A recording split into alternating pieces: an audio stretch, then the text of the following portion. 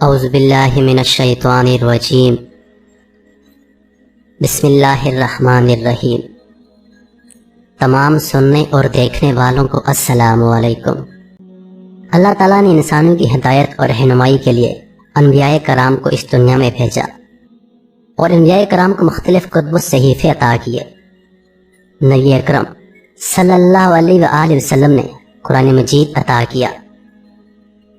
قرآن مجید رہتی دنیا تک کے انسانوں کے لیے ہدایت اور رہنمائی ہے۔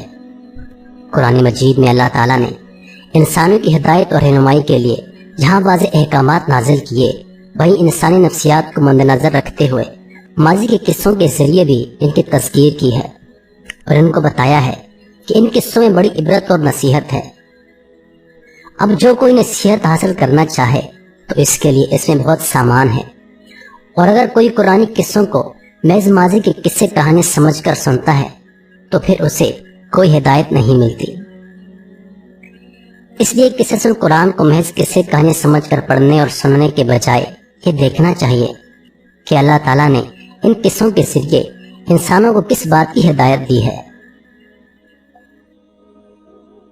قرآنی قصوں میں ایک قصہ اصحاب کہف کا بھی ہے، اور یہ قصہ سورۃ الکہف میں بیان کیا گیا ہے۔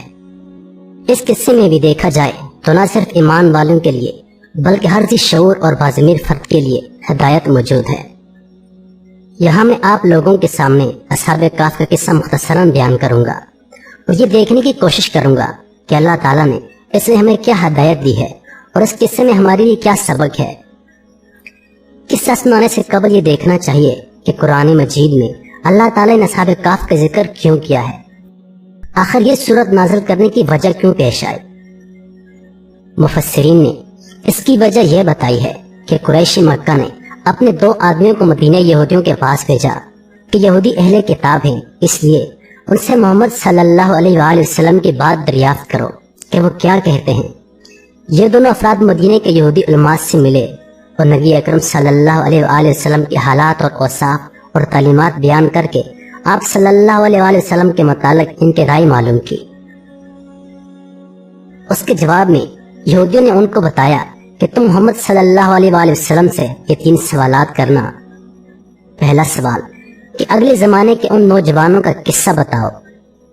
نمبر 2 اس شخص کے بارے میں معلوم کرو جس نے پوری دنیا کا چکر لگایا تھا اور مشرق اور مغرب سے ہو کر آیا تھا۔ جبکہ تیسرا سوال روح کی حمایت کے متعلق تھا۔ بعض علماء کے مطابق تیسرا سوال حضرت موسیٰ علیہ السلام اور خضر علیہ السلام کے متعلق تھا، اور سورت کے مطالعے سے بھی یہی بات دریافت ہوتی ہے۔ یہودی نے قریش مکہ کے نمائندوں کو یہ بھی کہا کہ یہ ایسی باتیں ہیں جو صرف اللہ کا ایک نبی ہی بتا سکتا ہے، اگر وہ سچے ہوں گے تو ان سوالات کے جواب دیں گے۔ قریش مکہ نے واپس آ کر یہی سوالات نبی اکرم صلی اللہ علیہ وآلہ وسلم سے دریافت کیے، جس کے جواب میں اللہ تعالیٰ نے سورۃ الکہف نازل فرمائی۔ اصحاب کہف کا واقعہ کیسر دقیانوت بادشاہ کے دور میں پیش آیا، جس نے سن 229 عیسوی سے لے کر 251 عیسوی تک روم پر بادشاہت کی تھی۔ کیسر دقیانوس ایک بت پرست اور ظالم بادشاہ تھا۔ اس نے اپنے دور حکومت میں اہل ایمان پر ظلم و ستم کے پہاڑ توڑ رکھے تھے۔ اس کے دور حکومت میں چند صاحب ایمان اور روشن ضمیر نوجوان تھے، اور وہ ایک دن اپنے باپ داداؤں کے ساتھ عید منانے کے لیے شہر کے ایک میلے میں گئے تھے۔ وہ شہر اس وقت شرک و بت پرستی کا بہت بڑا مرکز تھا، اور وہاں ڈائنا نامی دیوتا کا منتر تھا جس کی پوجا کرنے کے لیے شام، مصر، فلسطین وغیرہ سے بھی لوگ آتے تھے۔ ان نوجوانوں نے وہاں شرک اور بت پرستی کے جو نظارے دیکھے تو ان کا دل کھٹا ہو گیا، اور ان کے دل میں خیال آیا کہ عبادت تو ایک اللہ کی ہونی چاہیے، قربانی وغیرہ تو ایک اللہ کے نام پر ہونی چاہیے۔ بس یہ سوچ کر یہ لوگ انفرادی طور پر اس میلے سے الگ ہو کر ایک درخت کے نیچے آ کر بیٹھ گئے۔ پہلے ایک آیا، پھر دوسرا، پھر تیسرا، اس طرح یہ لوگ ایک جگہ جمع ہو گئے۔ اگرچہ ان لوگوں میں کوئی تعارف نہ تھا، لیکن ایمان کی روشنی کے باعث یہ لوگ ایک جگہ مل گئے، اور ابتدا میں تو یہ سارے ایک دوسرے سے ڈر رہے تھے کہ ایسا نہ ہو کہ میں ان کے سامنے اپنے دل کی بات رکھوں اور وہ کسی کو بتا دے۔ بلاخر ان میں سے ایک نے کہا کہ دوستو، کوئی تو بات ہے کہ ہم اس سارے میلے ٹھیلے اور فضلیات کو چھوڑ کر یہاں آ کر بیٹھ گئے ہیں، میرا خیال یہ ہے کہ ہر ایک اپنے دل کی بات بتائے کہ کس چیز کے باعث اس نے باپ دادا اور قوم کے اس میلے اور رواج کو چھوڑ کر یہاں آنے میں عافیت سمجھی۔ اس کے جواب میں ایک نے کہا کہ مجھے تو اپنی قوم کی یہ رسم بالکل اچھی نہیں لگتی۔ جب ہمارا تمہارا خالق ایک اللہ ہے تو ہم اس کو چھوڑ کر ان دوسرے معبودوں کی پوجا کیوں کریں؟ دوسرے نے کہا یہی بات مجھے بھی یہاں لے کر آئی ہے۔ پھر تیسرے نے اس کی تائید کی اور پھر چوتھے نے۔ اس طرح ان لوگوں نے اپنی دل کی بات ایک دوسرے سے کہہ دی۔ چونکہ یہ سب لوگ مذہبی، نظریاتی اور روحانی طور پر ایک تھے، اس لیے فطرتی طور پر ان میں ایک تعلق قائم ہو گیا اور ایک محبت پیدا ہو گئی۔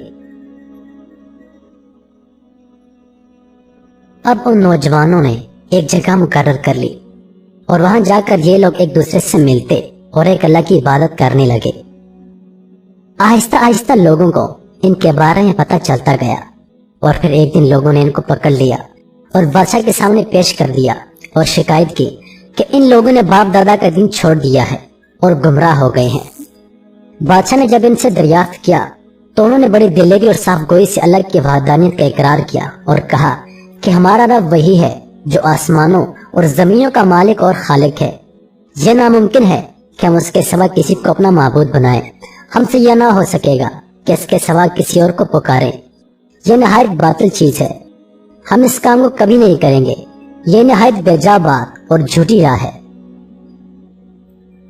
اس کے ساتھ انہوں نے بادشاہ اور تمام اہل دربار اور شہر والوں کو ایمان کی دعوت دے ڈالی۔ ان کی اس صاف گوئی اور دلیری سے بادشاہ بہت غضبناک ہوا اور کہا کہ اگر یہ باز نہ آئے تو میں انہیں سخت سزا دوں گا۔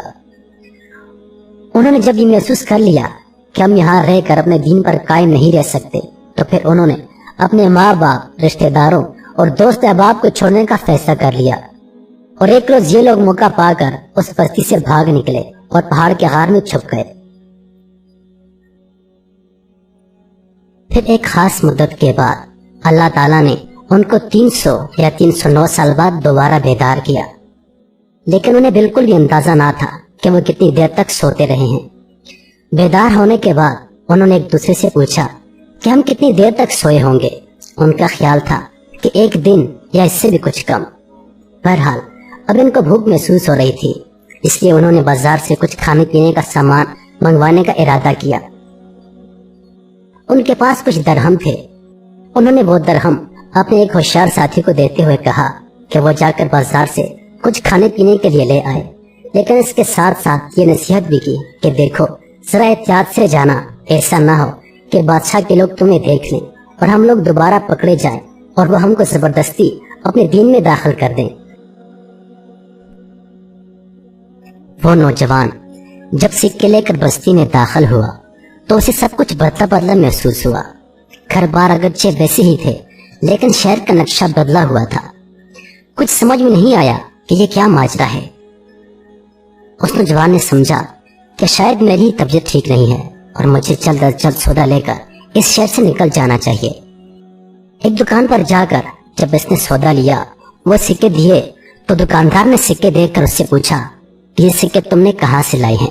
اس نے کہا کہ یہ میرے اپنے ہیں۔ قدیم سکے دیکھ کر دکاندار حیران رہ گیا۔ وہ سمجھا کہ شاید اس کے پاس کوئی پوشیدہ خزانہ ہے۔ اس دکاندار اور بیشتر لوگوں نے اس نوجوان کو پکڑ لیا اور کہا کہ صاف صاف بتاؤ جو خزانہ تم کو ملا ہے وہ کہاں ہے؟ اس نوجوان نے جواب دیا کہ مجھے کوئی خزانہ نہیں ملا، یہ میرے اپنے سکے ہیں اور کل شام کو میں یہاں سے گیا تھا۔ نوجوان نے کہا یہاں کا بادشاہ دقیانوس ہے نا؟ یہ سن کر وہاں موجود سب لوگ ہنسنے لگے اور نوجوان کو پاگل سمجھنے لگے۔ لوگوں نے کہا ارے پاگل، دقیانوس کو تو مرے ہوئے 300 سے زیادہ سال گزر چکے ہیں۔ بالآخر اس کو بادشاہ کے سامنے پیش کیا گیا۔ مفسرین اور مورخین کے مطابق اس بادشاہ کا نام تندوس تھا اور یہ ایک مسلمان بادشاہ تھا۔ اس نوجوان نے اپنا سارا قصہ اس کو کہہ سنایا۔ بادشاہ اور درباریوں نے انتہائی حیرت کا مظاہرہ کیا اور پھر ان کو پتہ چلا کہ یہ تو وہی نوجوان ہیں جن کے بارے میں ہم نے اپنے بزرگوں سے سنا تھا کہ وہ اپنا ایمان بچانے کے لیے کہیں روپوش ہو گئے تھے۔ آنن فانن یہ خبر سارے شہر میں پھیل گئی کہ دقیانوس کے دور میں جو نوجوان روپوش ہو گئے تھے وہ اب ظاہر ہو گئے ہیں۔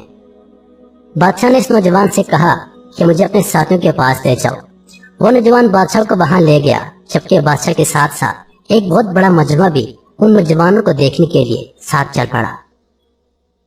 गार के पास पहुंचकर उस नौजवान ने अपने साथियों को सारा किस्सा बताया, और जब उन नौजवानों को यह मालूम हो गया कि वो इतने तवील अरसे तक सोते रहे हैं, तो उन्होंने अपने दीनी भाइयों को सलाम किया और दोबारा लेट गए। उनकी रूह जिस्ते खाकी से परवास कर गई। अब लोगों में दो ग्रोह बन गए। एक कहता था कि इस गार का मुंह बंद कर दो और इन लोगों को उनके हाल पर छोड़ दो, अल्लाह ही इनका मामला बेहतर जानता है। जबकि जो लोग इस कौम के मामलात में गालिब थे, उन्होंने कहा कि हम तो इनके कब्र पर एक मस्जिद इबादतगाह बनाएंगे। प्यारे दोस्तों, यहाँ इन नौजवानों का किस्सा खत्म हो जाता है, जिसको असहाबे कहफ का किस्सा कहा जाता है। असहाबे कहफ के किस्से से हमें यह सबक मिलता है कि अल्लाह की राह में आजमाइश आए तो इसमें साबित कदमी दिखानी चाहिए। अल्लाह की राह में अगर घर बार, माँ बाप, औलाद, दोस्त, रिश्तेदार, अजीजों का रब छोड़ना पड़े तो इससे दरेग नहीं करना चाहिए। अल्लाह के सिवा किसी की बंदगी नहीं करनी चाहिए, और जितनी भी आजमाइशें आए हमें उसका डटकर मुकाबला करना चाहिए।